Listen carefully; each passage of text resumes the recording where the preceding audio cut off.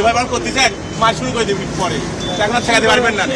হ্যাঁ দেখেন ভাই শোনেন, আসেন বড় কিছু হয়ে গেছেন নাকি ভাই? একটু জানাবেন, আপনাদের যে এসি গাড়িগুলো যাচ্ছে প্রত্যেকটি গাড়িতে আপনারা 400 টাকা করে বেশি ভাড়া নিচ্ছেন, স্লিপারে 700 কেন? আমরা তো এক্সট্রা কোনো ভাড়া এটা মালিকরা নির্ধারণ করে ভাড়া নেয়। মালিক এসি গাড়ির ভাড়া মালিকরা নির্ধারণ করে। দিন শেষে তো আমরা মাঠে এসে আপনাদের পাচ্ছি, কেন ভাড়া বাড়তি নিচ্ছেন সেই প্রশ্নের উত্তর দেন।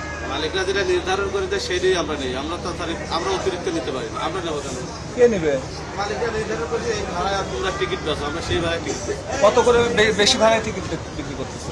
এসি বেচছি 1000, 1200, 1500, 1800।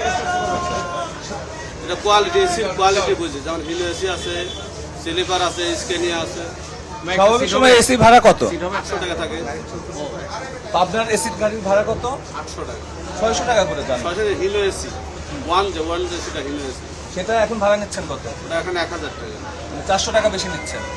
আমি তো আপনাকে একটা কথাই বললাম, নর্মাল নন এসির ভাড়াই হলো 640 টাকা, সরকার নির্ধারিত। এসি গাড়ির ভাড়া তো সরকার নির্ধারিত করে দেয়নি, নির্ধারিত করে দেয়নি। এই জন্য আপনারা সুযোগ নিচ্ছেন। সুযোগ নেবো কেন? এটা মালিকরাই নির্ধারণ করে।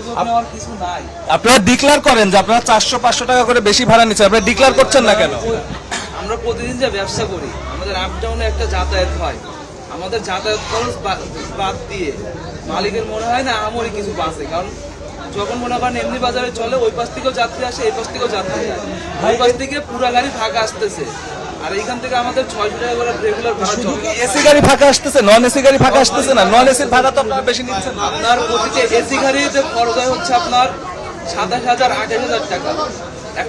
একটা হিনো এসিতে 28,000 থেকে 29,000 টাকা খরচ হয়।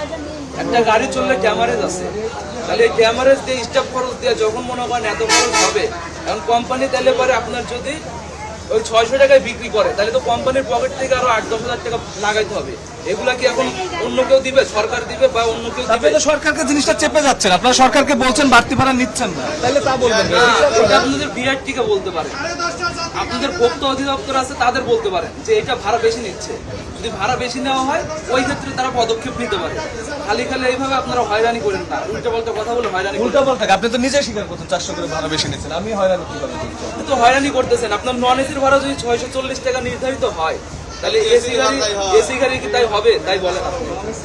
আজব কথা, আপনি তো 600 টাকা করে আপনি বলছেন আপনার নির্ধারিত ভাড়া, আপনি সেটা 400 টাকা বেশি নিচ্ছেন। নির্ধারিত ভাড়া না, আমরা সারা বছর ভাড়া করলে সারা বছর ভাড়া কম নেওয়া হয়। সারা বছর যদি আপনার এই ভাড়া নেওয়া হয়, আপনার যাত্রীরা চলাচল করতে পারবে না।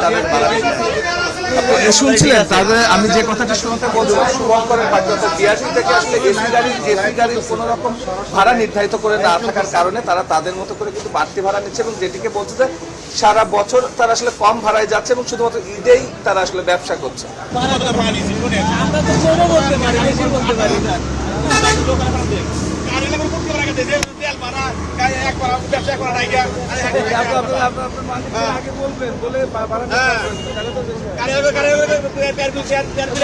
কথা বললেন না, চলে যান, নাহলে কোন সময় দেখেন না যাত্রী কত লোকজন মাস শুরু করে দিবি, জানতে দেওয়া দেখে নি তাই করবি নি যে ভাই করতে চান মাস শুরু করে দিবি পরে এখন ঠেকাতে পারবেন না।